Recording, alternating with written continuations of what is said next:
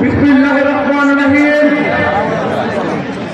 ঐতিহ্যবাহী কাঞ্চনপুর এই মাঠে মাথায় নির্বাচনী জনসমাবেশে সংগ্রামী সভাপতি মঞ্চে উপস্থিত আছেন প্রধান অতিথি,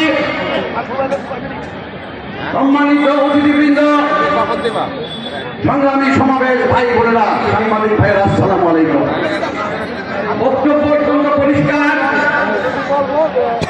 আমরা এক সময় স্লোগান দিয়েছিলাম,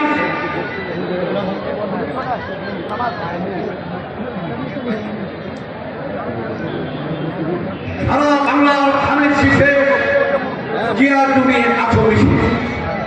আজ সারা কাঞ্চনপুরের ধানের শীষের নেতা কর্মীরা ঐক্যবদ্ধ হয়ে আমাদের চুলের যিনি প্রার্থী, যাকে বিএনপি থেকে সমর্থন এবং মনোনয়ন দিয়েছে, তিনি গণসংহতির প্রধান সমন্বয়ক, তিনি একজন জাতীয় নেতৃত্ব, জাতীয় নেতা, সেই নেতা জুনায়েদ সাথী আমাদের এই মাতাল প্রার্থী।